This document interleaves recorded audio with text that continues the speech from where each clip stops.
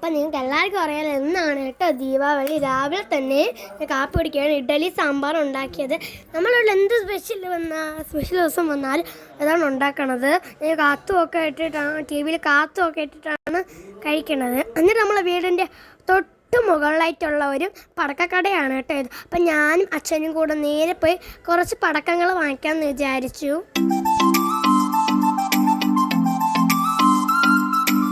അവർക്ക് ഈ ഒരു കുഞ്ഞു ഷോപ്പല്ലാതെ വലിയൊരു ഷോപ്പും കൂടെ ഉണ്ട് പൂഴിക്കുന്നില്.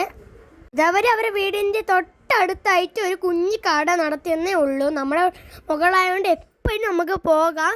നമ്മൾ കുറച്ച് പടക്കങ്ങളൊക്കെ വാങ്ങിച്ചു. എല്ലാത്തരം പടക്കങ്ങളും ഉണ്ട്.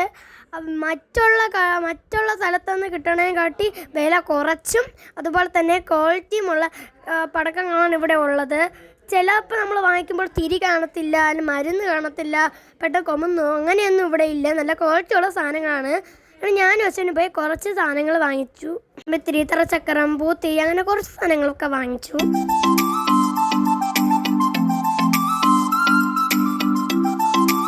ഒരു വൈകുന്നേരമൊക്കെ ആയപ്പോൾ നമ്മൾ വാങ്ങിച്ച കുഞ്ഞു പടക്കങ്ങൾ കൊണ്ട് ഒരു കുഞ്ഞ് ദീപാവലി ആഘോഷിച്ചു.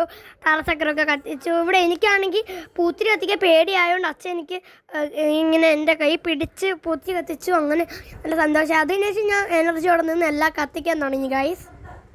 ഡാനിയനാണെങ്കിൽ ഭയങ്കര പേടിയായി അവിടെ കരഞ്ഞുകൊണ്ട് നിൽപ്പുണ്ട് ഗായ്സ്. ഡാനിയന് നമ്മൾ തീയാണ് തൊട്ടുകൂടാന്നാണ് പറഞ്ഞെടുത്തിട്ടുള്ളത്. അതുകൊണ്ട് അവൻ നല്ല പേടിയായിരുന്നു. നമ്മളവിടെ മാറി നിന്നു.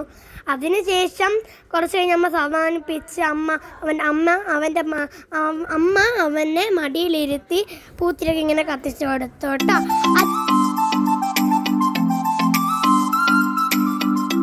അതിനുശേഷം നമ്മളെല്ലാ ദീപാവലിക്കും ഉണ്ടാക്കണതാണ് കേട്ടോ ഈ ഇലയപ്പം അല്ലെങ്കിൽ ഉണ്ട, അങ്ങനെയൊക്കെ ഉണ്ടാക്കാറുണ്ട്. അങ്ങനെ അമ്മയാണെങ്കിൽ നമ്മളെ ഗോതമ്പ് മാവിലാണ് ഉണ്ടാക്കി. ഗോതമ്പ് മാവിൽ ഉണ്ടയും പിന്നെ വാഴയില മുറിച്ച് പിന്നെ വാഴ അങ്ങനെയൊക്കെ ഒരു സാധനം ഉണ്ടാക്കി കേട്ടോ.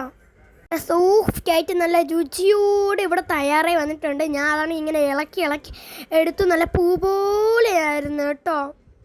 എല്ലാം ഉണ്ടാക്കി കഴിഞ്ഞ് ലാസ്റ്റ് നോക്കിയപ്പോൾ നല്ല ഇതുപോലെ നല്ല ഇലയുടെയും ഉണ്ടയും നല്ല സൂപ്പർ രുചിയൊക്കെ ആയിട്ട് വന്നിട്ടുണ്ടായിരുന്നു.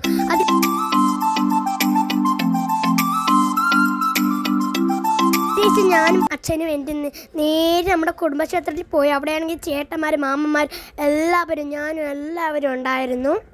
അവിടെയാണെങ്കിൽ ദീപാവലി ആഘോഷം വേണ്ടി ഒരുപാട് പൈസ കൊടുത്ത് ഒരുപാട് വെറൈറ്റിയും ക്വാളിറ്റിയും ഉള്ള പടക്കങ്ങൾ വാങ്ങിച്ചു. നമ്മൾ പോയിട്ട് പൂത്തിരിയും കമ്പിത്തിരിയും തറച്ചക്കറും ഗുണ്ടും ഓലപ്പടക്കവും പൊട്ടാസും എല്ലാം നമ്മളിങ്ങനെ കത്തിച്ചു കേട്ടോ.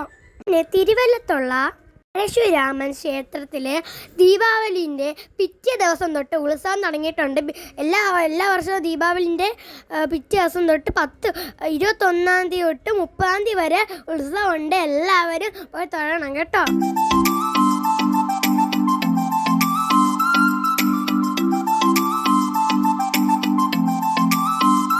നേരെ എന്നിട്ട് പടക്കമൊക്കെ പൊട്ടിച്ചിട്ട് നേരെ ഫുഡ് കഴിക്കാൻ പോയി. അടിപൊളി ഫുഡും ചിക്കനും നല്ല പുളിയൊക്കെ ഉള്ള ചിക്കനൊക്കെ വാങ്ങിച്ച് കഴിച്ചു. അപ്പോൾ ഇന്നത്തെ ഒരു കുഞ്ഞിവിടെ ഇത്രേ ഉള്ളൂ.